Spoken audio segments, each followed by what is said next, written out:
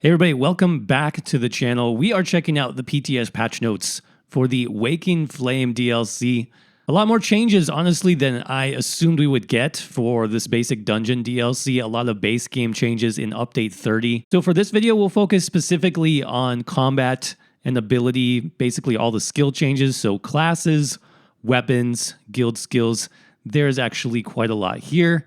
Let's start with some passives. The following passives and player abilities now grant hybrid stats to help improve their viability and accessibility to off-meta builds because we love them too. Hey, thanks guys. So agility now grants equal weapon and spell damage. This is the passive you get in the medium armor skill line. So the more pieces of medium armor you equipped, the more weapon damage you got. Now you get weapon and spell damage. Pretty interesting. Balanced Warrior is a Templar class passive. It used to just give you spell resistance and weapon damage. Now it's going to give you armor and equal weapon and spell damage values. Now they don't say what the value is. It used to be 6%. We'll have to see if they kept it as 6%. That's going to be really strong for spell damage. If not, they may have cut it down to 3%. We'll see once the PTS actually goes live. Brutal, I'm assuming this is Brutal Carnage. This now grants equal weapon and spell damage. Concentration, which was the light armor passive, now grants equal offensive penetration. So this is really interesting as well. Light armor is going to be your armor of choice if you want higher penetration on a build, maybe for PvP. As a stamina class, you might be wearing some light armor. That's really interesting. I have no idea how to theory craft that yet, but we'll definitely start working on that. Now, Dexterity is a medium armor passive. This now increases critical damage and healing done for 2% per piece worn.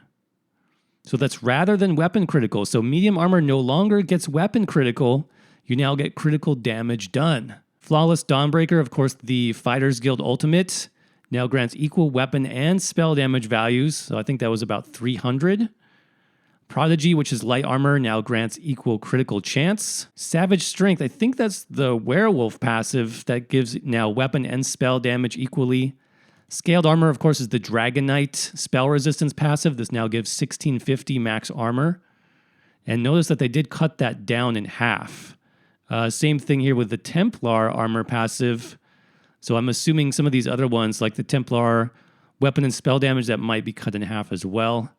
And then Slayer, which is a Fighters Guild passive previously for weapon damage, that's now giving equal weapon and spell damage values. So already out of the gate, there's a ton of different possibilities here for mixing up your build in terms of passives, whether it's armor or class passives or guild passives.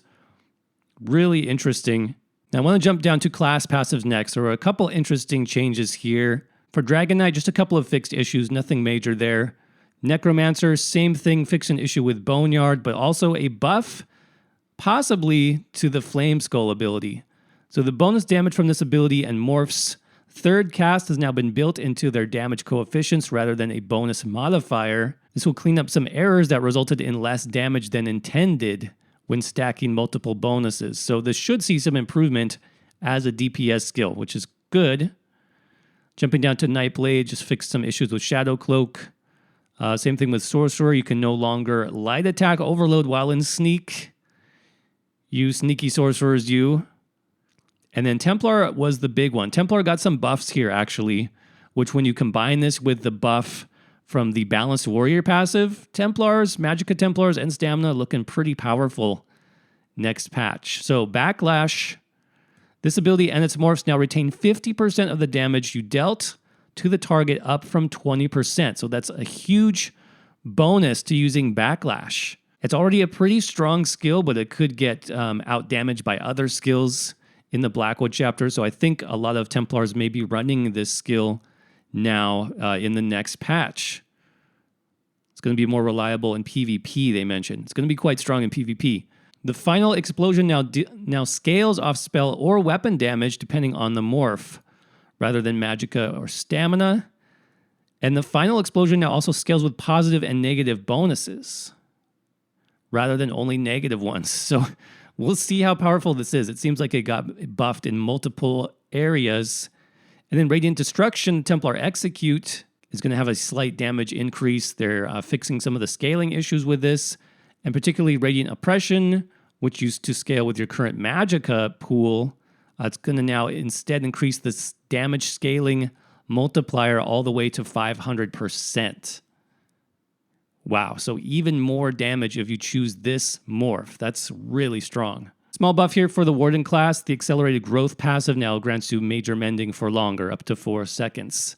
Now let's jump down to weapon skills. A lot of changes here, in fact. So Ancient Knowledge, which is one of your Destruction Staff passives, this got a slight buff, so your Inferno and Lightning Staff types are going to do more damage, up to 10% more, based on your staff type, to be basically more comparable to dual-wield and two-handed damage passives. And then Destructive Touch. This ability and its morphs now guarantee an elemental status effect, which is good. Slight cost increase here, but they also increase the range up to 15 meters from 14. Now, what's really interesting here is how they changed the Frost Staff, and specifically Destructive Touch using a Frost Staff. So the base morph and the Destructive Reach morph now deal 80% more damage. Yes, you read that right. 80% more damage, so almost doubling the amount of damage for Frost Reach. Now that's just one morph. The other morph, which is basically like the tank morph that they put into effect recently, the Frost version of this ability still remains tank focused rather than DPS focused, has received a cost reduction, which is quite nice, massive cost reduction there, and it also applies major maim for 5 seconds. Not minor maim like your Sword and Board can do, but major maim for 5 seconds. That's actually a pretty unique buff. There's not a ton of sources of major maim, and to have this on demand as a Frost Staff's tank, that's going to be quite nice. That's pretty unique. So let's read the developer comment on this one. With the introduction of the Frostbite set for Update 30, Blackwood, we saw a discussion of the viability of frost damage sets being their main drawback was there was no frost damaging ability that could be used as a spammable attack. Okay, that's true, actually. And that did limit kind of what Frostbite could do for like a DPS Frost build. Additionally, Frost Clench has been missing the mark as a viable taunt compared to Puncture or Inner Fire, so we decided to amp it up, introducing a on-demand source of major maim while also reducing the cost. Yep, so exactly what we talked about. This is going to be pretty powerful. It's going to be a nice, unique option for Frost Staff tanks. Let's jump down to some other skill lines. Dual Wield, the Flurry Bloodthirst morph, now heals for 33% of the damage done per hit, rather than up to 63% of the final hit's damage. So you get slightly more healing effectiveness and more responsive healing as well. Okay, that sounds good for dual wield builds. Restoration Staff Absorb passive now gives you more max magicka restored. Essence Drain now gives you longer duration for major mending. The passive now heals a friendly target within 12 meters, up from 6 meters. They also increase the healing done up to 50%. That's pretty good. And just some fixes here with Grant Healing and Life Giver. Let's go down to Two-Handed, which also saw some pretty big changes when it comes to Cleave. That's Carve and Brawler. So this ability and the Carve morph. So the base skill and Carve now apply a damage shield on you equal to the scaling coefficients of the initial hit. It does not grant a shield based on damage done. So it'll have some type of scaling damage shield now on the base morph and Carve, which is pretty interesting. So all 3 versions of this skill now get the damage shield. They also increased the radius, making it hit a wider degree arc. This 300 degree arc is really interesting. Almost completely around your character, though they did shrink the radius. It looks like a little bit down to 5 meters. So Brawler, they increased the base size of the damage shield by approximately 7%. And for Carve, the bleed from this morph can now stack up to 3 times. 3 times the bleed. That's pretty strong. So let's read the dev comment. Brawler is currently the clear winner in terms of morph options. I definitely would agree with that. It makes Carve feel weak no matter how high the damage could be adjusted. Yep. So by adding a base shield to these abilities, we hope to see more active choice between the morphs. Pretty cool. I like this change. We'll see what the numbers actually look like. Hopefully I can have a video out for you guys a little bit later when PTS goes up on that one. Some fixes here to light armor and soul magic. I'm not going to worry about those too much. Vampire got a couple of small tweaks, nothing major though. The drain ability now heals for 25% of your max health. That's barely anything.